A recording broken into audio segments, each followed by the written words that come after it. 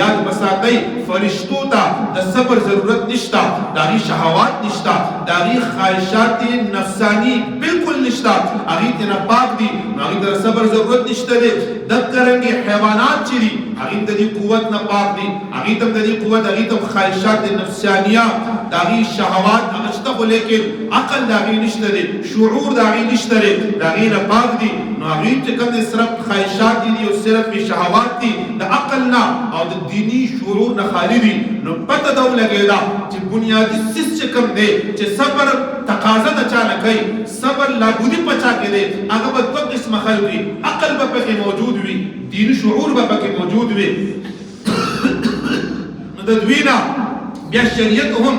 اسلام هم او بیا معاشره هم د دغه سن خلقو نه چې کوم دی الله رب العزت جل وعلا هم چې کوم دی تقاضا دا د صبر کوي. دا نعمت د صبر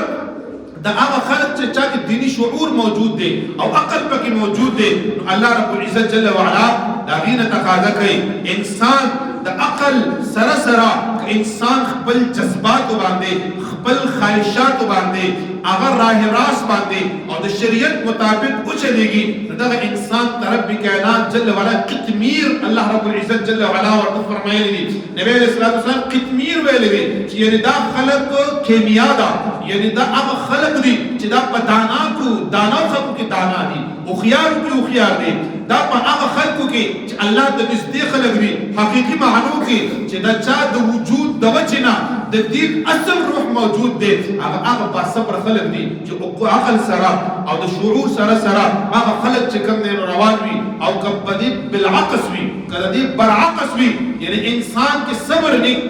دیني شعور هم پکې نه،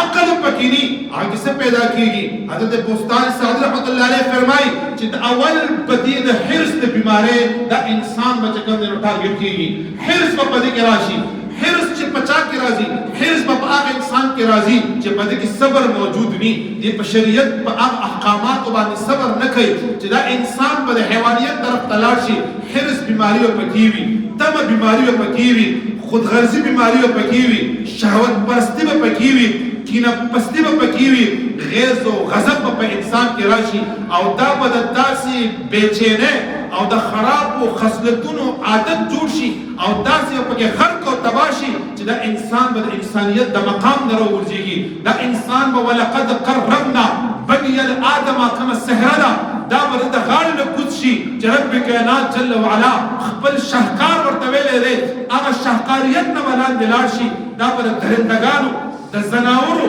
د هغه خلقو لست نه لاندې وغورځېږي چې کوم یو انسان کې صبر موجود نی، د صبر لمنه انسان کې نی، دا به لالچي انساني، دا به خودغرض انساني، دا به حرصي انساني، او د دې بیمارو په وجه باندې انسان دشمنۍ ته ځي، دې بیمارو د وجې نه انسان د نشو عادت شي، د دې بیمارو د وجې نه انسان د بد اخلاقۍ عادت شي، د دې بیمارو د وجې نه دغه انسان په معاشره باندې بوج جوړ شي، په کور باندې بوج، په پلار باندې بوج، په رور باندې بوج. یو استاد یو شاګرد دی د دې عادتونو عادت وي، په استاد باندې بوج، په معاشره باندې بوج. او کوم انسان چې صبرناکي رب کائنات ول اخلاق ورکوي، رب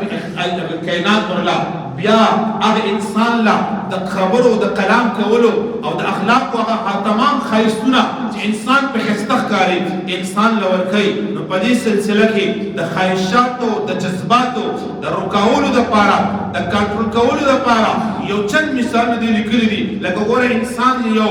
نشي عادت وي او دې نشه کوي او دغه نشه بیا دې پرېغوستل وغواړي او پرېږدي، خو که دغه انسان دا نشهور څیز وګوري او بیا وویني نو بیا دې په خپل خواهشاتو باندې په هغه دوران کې چې کله دې دا نشه وویني او دې ځان کنټرول کړلو او د دوباره هغې طرف ته لاس نه کړو، نو دې ته چې کوم دی نو صبر ویلی شي. او هسې نه چې یو انسان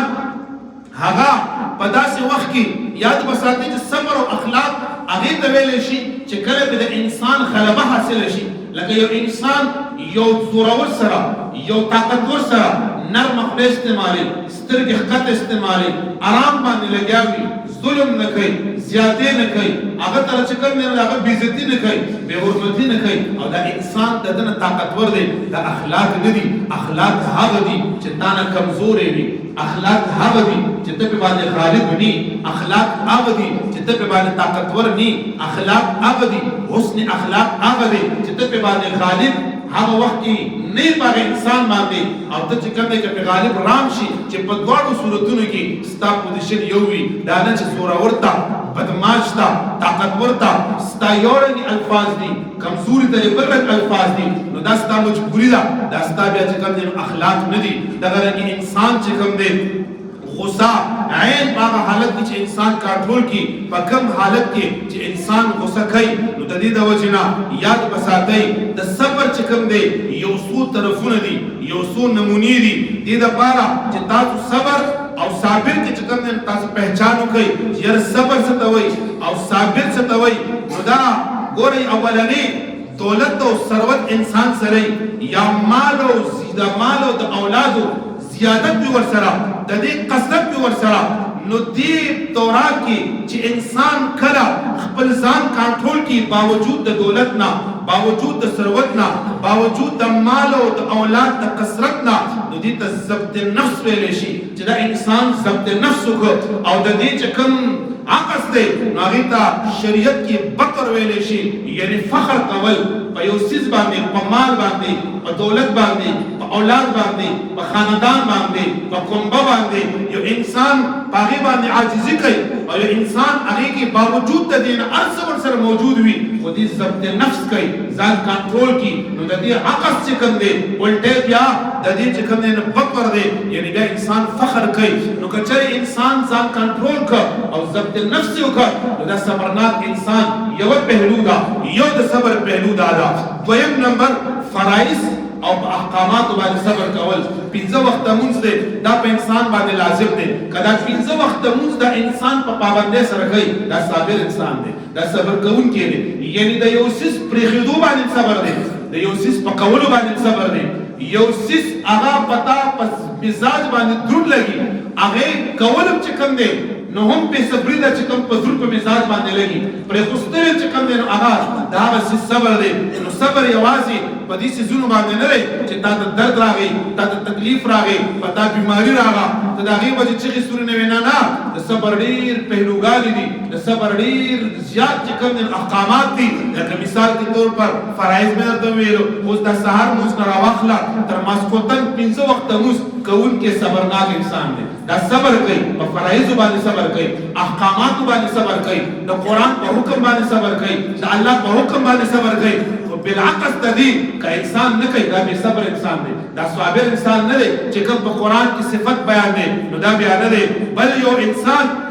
د برایانو نه د ګناہوں نه ځان ساتي دې ته چې کوم صبر ویل لکه مثال د غیبت نه انسان ساتي غیبت نه کوونکې دا صابر دی دته وخت مشتا دته مقام شتا د جبم کار کوي د په کنټرول مشتا دی کولای شي چې وکي د چا غیبت ولیکن دا انسان غیبت نه کوي نو غیبت کوونکې بے صبر انسان دی او نبی علیہ الصلوۃ والسلام مبارک فرمایي چې په ورځ د قیامت باندې یو حسن اخلاق نبی علیہ الصلوۃ والسلام مبارک صحابه ته پوښتنه قربان یا رسول الله په ورځ د قیامت باندې په محشر کې د ټولو نه طاقتور سیس بسی د ټولو نه عظیم سیس بسی اوس په دې صحابه فرمایي چې یا نبی علیہ السلام فرمایي چې جهاد پر ګرات کار دی مال به پرې دی اولاد به پرې دی جان به پرې دی کله به پرې دی تور به بے نیام کې سر به پکې بیلي روح به پکې بیلي جسم به پکې بیلي څومره ګرات کار دی هر حالت کې دا به خکاری هغه فرمایي چې نه بیا به حج وي هغه وخت په پیدل کې کم ته شرق او غرب نه خلک راتلل دا به هغه فرمایي نه په ورځ د قیامت باندې د ټول نه قوي شي د ټول نه مضبوط شي د میزان پته لګي دا به انسان اخلاق وي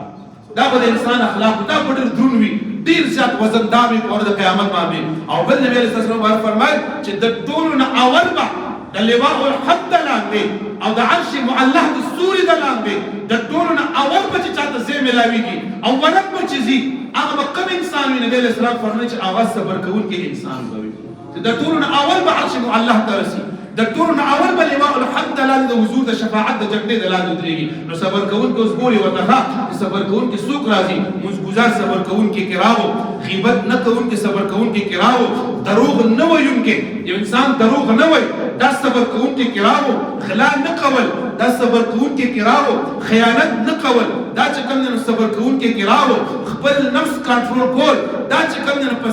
صبر کوونکی کې راغی. نو داسې ډېر ګناهونه دي د هر